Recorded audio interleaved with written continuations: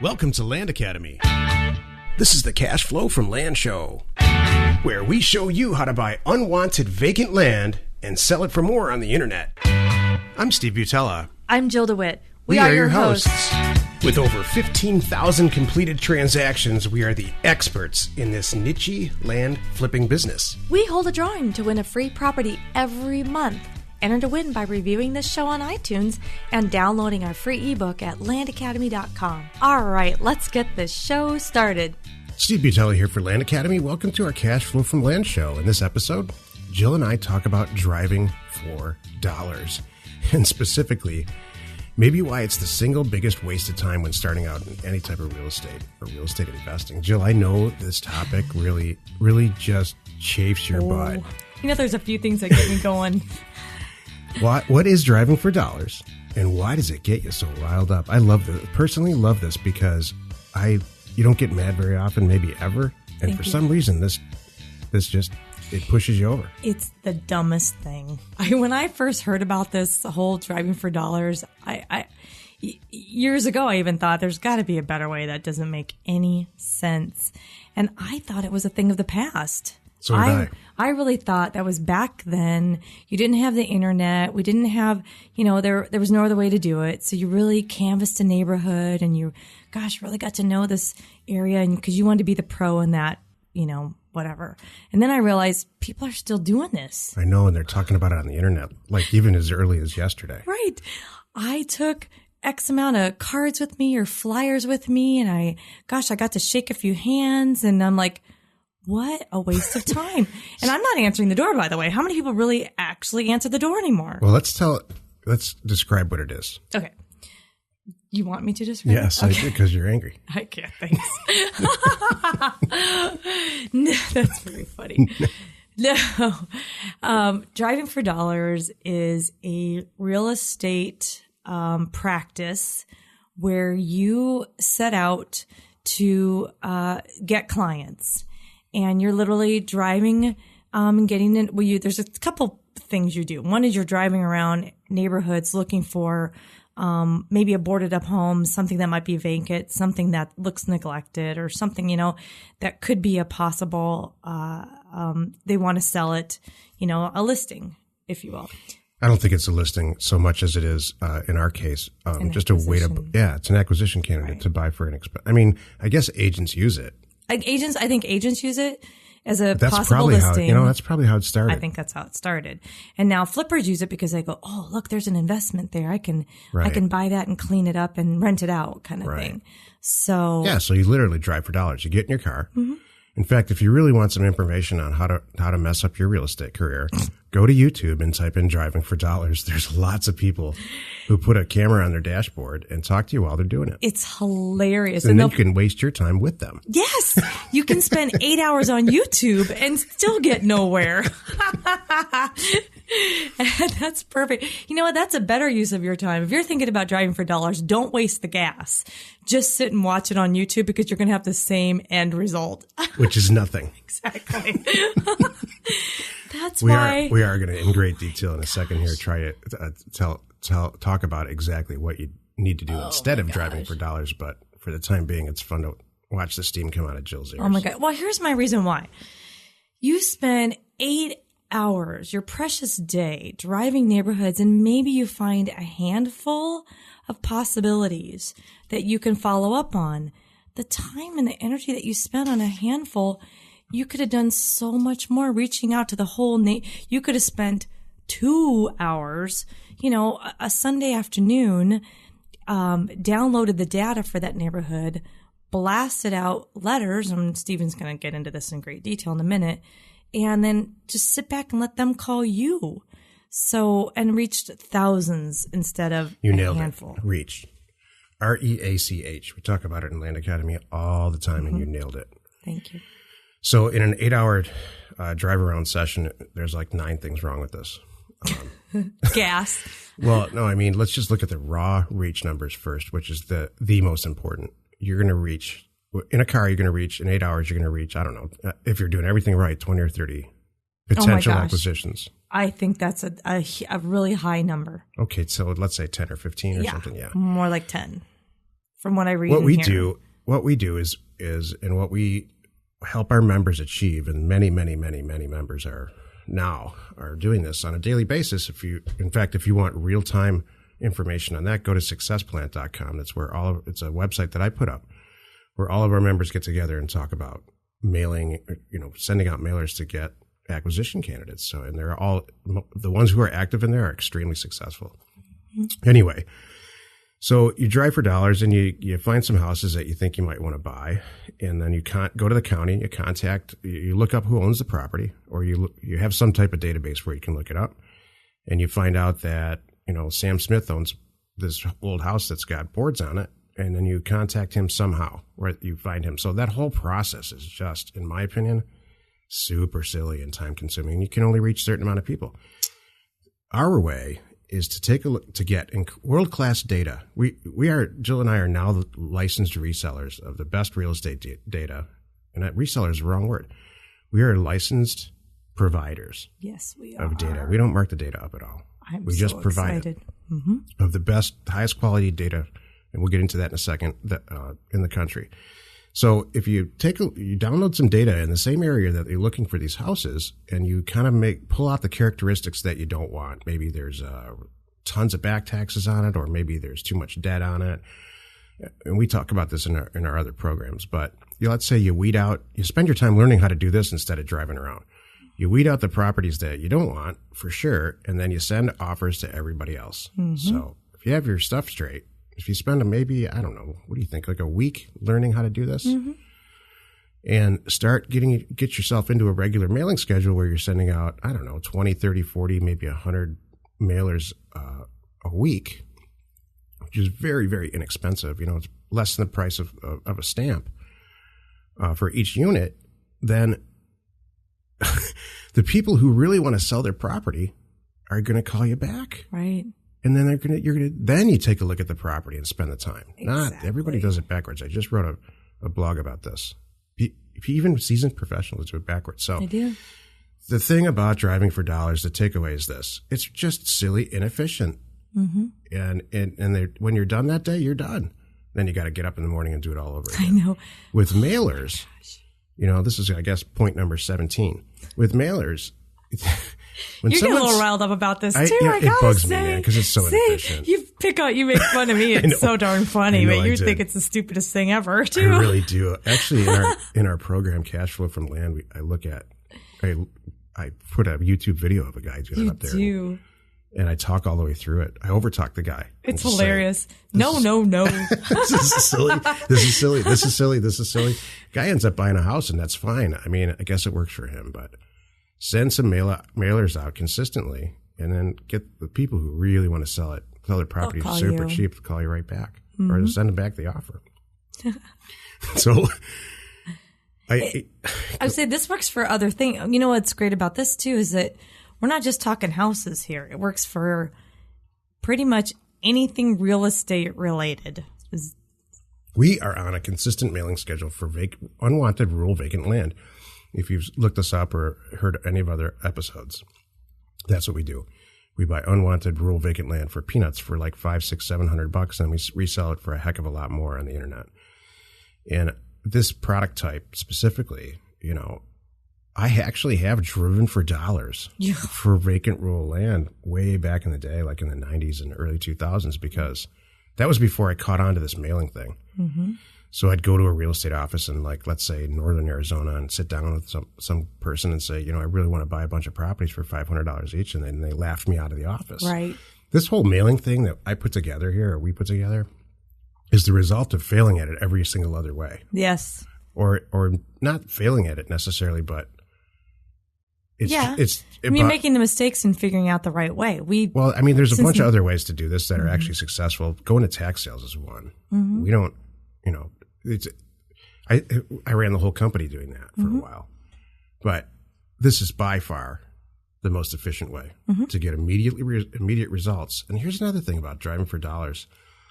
You're really putting yourself in a box about geography. True. So, if you're going to go over to the next county wherever you are, drive over there and take a look. Why wouldn't, maybe the data shows you that you should be sending mailers out 5 states over. Right. And then, so you send a bunch of mail out 5 states over, you're immediately going to get a better response than the one county over concept. And then you can make arrangements for taking a look at the property if that's what you want to do, or reviewing it, or maybe the property's so cheap that you can't lose. That's how we do it. Right. Well, I get a 40-acre property back in northern Arizona in the mail for $2,000 or $3,000 or $4,000, and it's a signed purchase agreement. And I take a look at it on the internet and say, it's got good access. It's got and we teach all this in our program. Then why the heck would I? How long it would take to drive around and try to find that? It would be impossible. My goodness. Well, and like you said, using the data to tell you where to go, because you might be driving an area and think this is perfect, but it's priced, not competitively for what or not in your. What am I trying to say?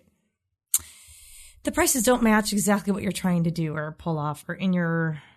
Yeah, I know what you mean. I can't say it. No, I mean, the real tragedy is this. So let's say you do this for 4 days, you drive around. I think what Jill's trying to say is that it ends in bad decision-making procedure. True.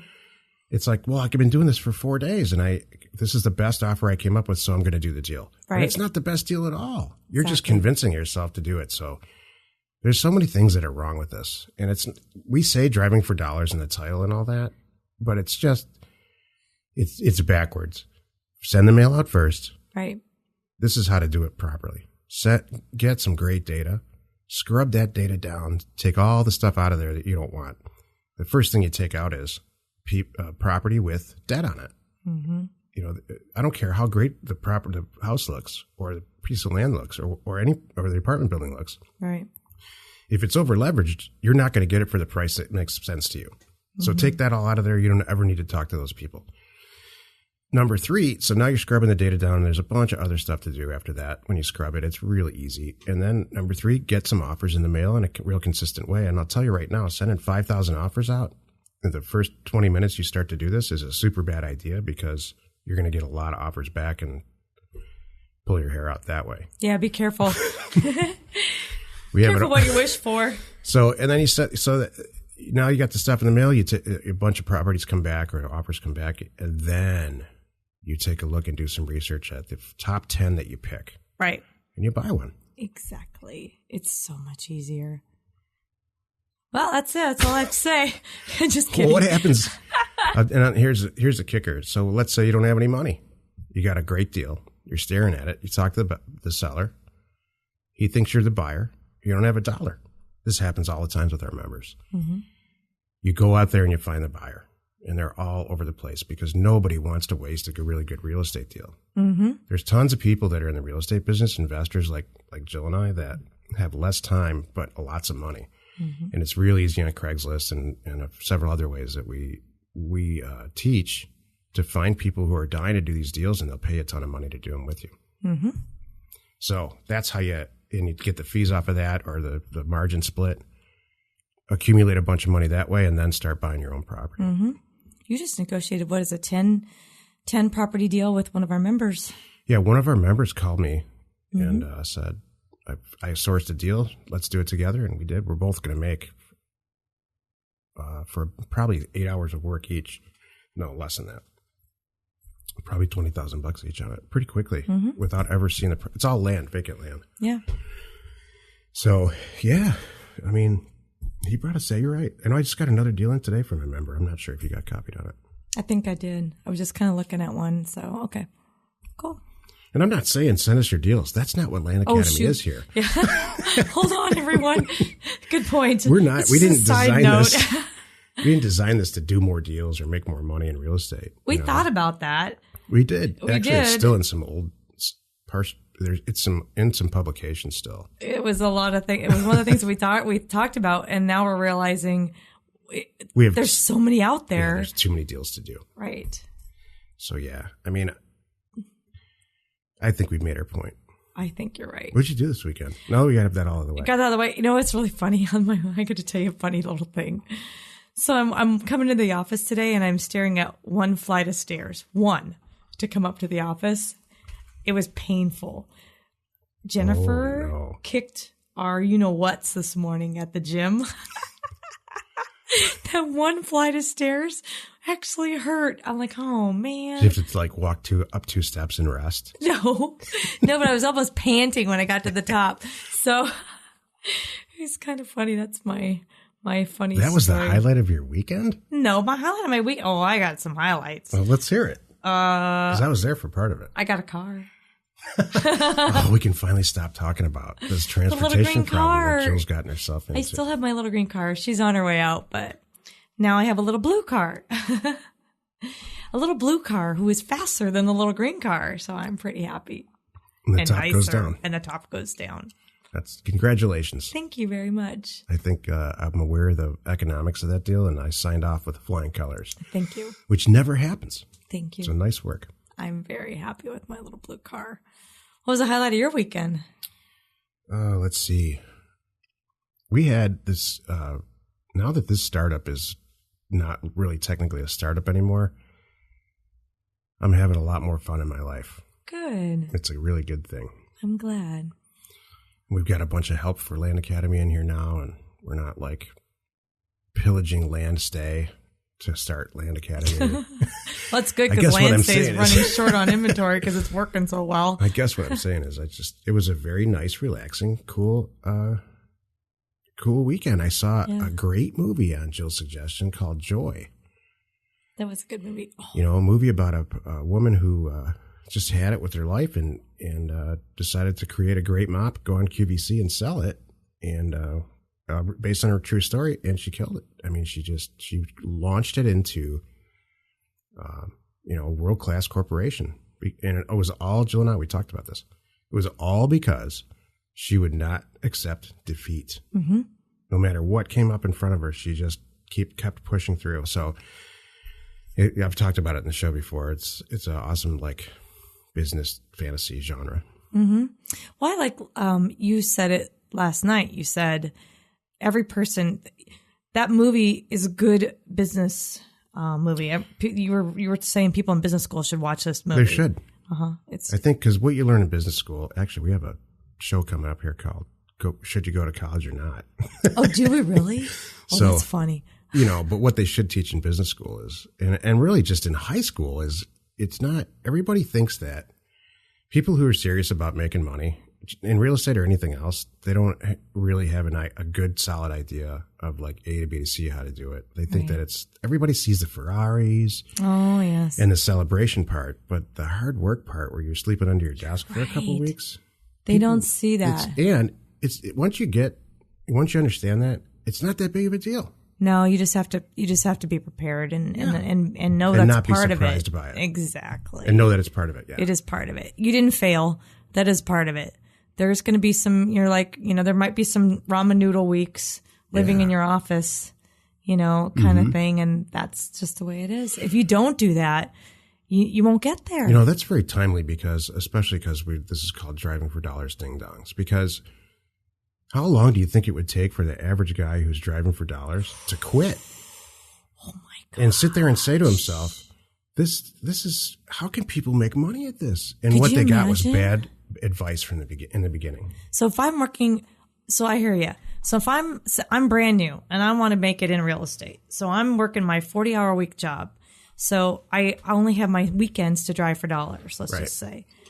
That would take, and then so I spend all day Saturday, all day Sunday, got a handful. Okay, now when the week comes, I don't have time to even research them because I'm at my 9-to-5 job. So then maybe the next weekend, I can start researching them. And I've only got, 20 to play with, 30 to play with, maybe. It's a long Isn't process. Isn't that insane when you think about that? Yeah, I would be set up to fail if that was my game plan. So both of us are like that. We'll stop at nothing. I would fail. Yeah. I would just get discouraged. I'd be calling in sick to my day job so I can research some stuff, and then I'm, you don't want to mess that up. It's one thing to screw a bunch of stuff up and fail a bunch of times. It's another thing to fail every single day. Right. Well, especially when there's a better way. My whole thing is, what makes me mad about this concept is the fact that people argue that it's I know. And they don't even know what they're arguing about. That's right. It's like you have to take a step back and go, hold on a moment. step out of your body, look at this from a, this is stupid. And once it really is, but it's maybe like we talked about our friend that just argues. He's from the East Coast and he likes to argue for the sake of arguing. Yeah. Maybe it's some of that, but they're just so hung up on it that they think this is the way and they'll argue it to the death. And I'm like, well, that's fine. I'm quietly making 3 times what you're doing over here. You know what it is? And a lot easier, but okay. The people who argue for that, and they're dead wrong, like 100% wrong, not even 90%, because somebody on the internet or on YouTube or something said they're driving around for dollars with a little camera in their car, and they say, I bought that house for $32,000 and sold it for $68,000. And right. And so you can visualize that example. Mm-hmm. So, and then they start arguing for it. So, but he doesn't talk about the 9 years of wasted time that went on.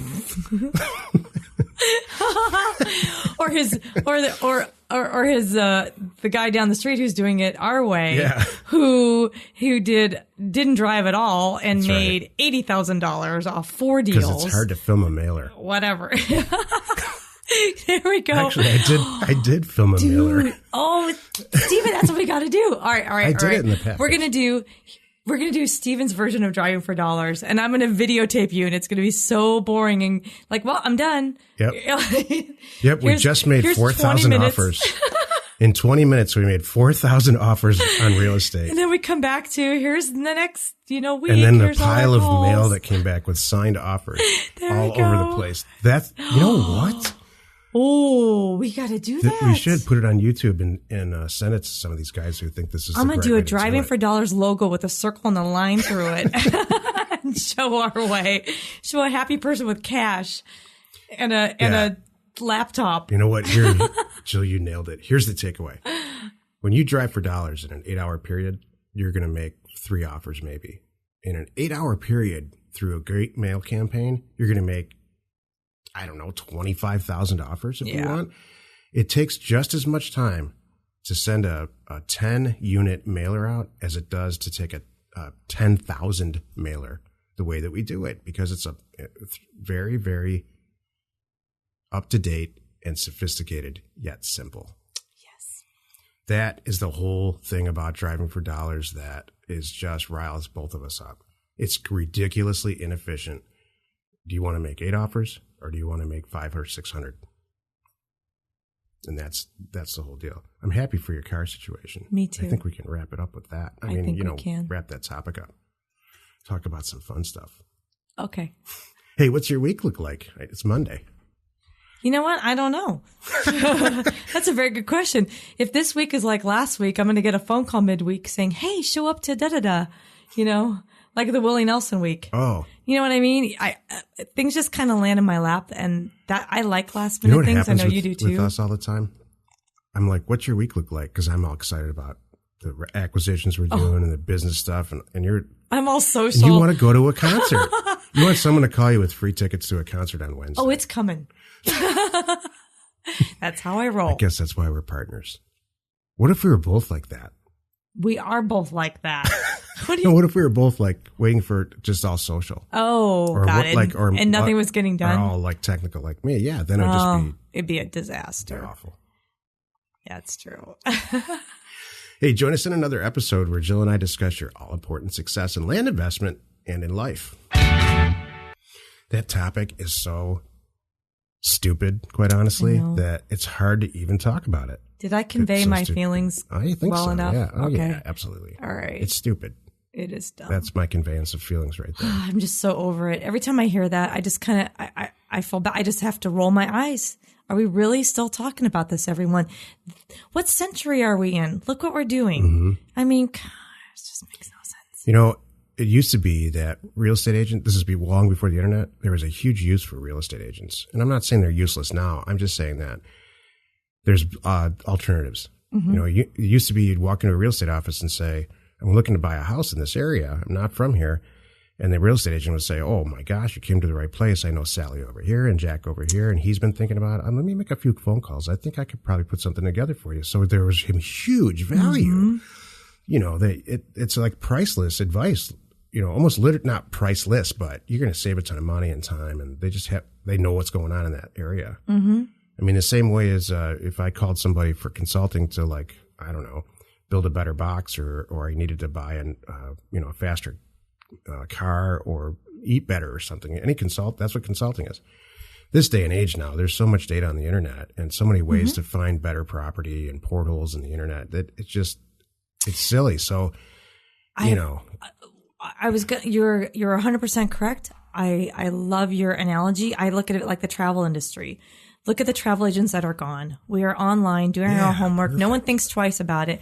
And I hate to say it, but I mean, in the real estate world, I don't know. Having a real estate agent, I think, is maybe if you don't have the time, you're a big executive and you're being relocated to a town and you don't have time to do any shopping. I know, but I can see that end user. You're an user. Executive. You know how to use data. I know, but they're so busy. No, that travel thing's perfect because didn't it used to be, you know this way more than most people, that to actually order a plane ticket, you had to have like a special machine in like a computer. Yeah, you had to have a ticket machine. Yeah, you had to have a ticket. And you would go in and get your ticket. Now I just click it on the internet and buy my ticket. Exactly. And print it out. And you don't even have to print it out. It's on your phone. You can walk up and swipe your phone. So yeah, there used to be a use for that stuff, but no. It's just so much more. This is a great time to be in business. It's true. Especially this business. I think you get rewarded financially for being efficient and thinking things through. More now than ever. I agree. Let's go buy some property. We hold a drawing to win a free property every month. Enter to win by reviewing this show on iTunes and downloading our free ebook at landacademy.com. If you want to get involved or you need more information about our profitable, niche real estate operation, call 480-467-0359. You just might get Jill at the other end of the line. landacademy.com. You are not alone in your real estate ambition.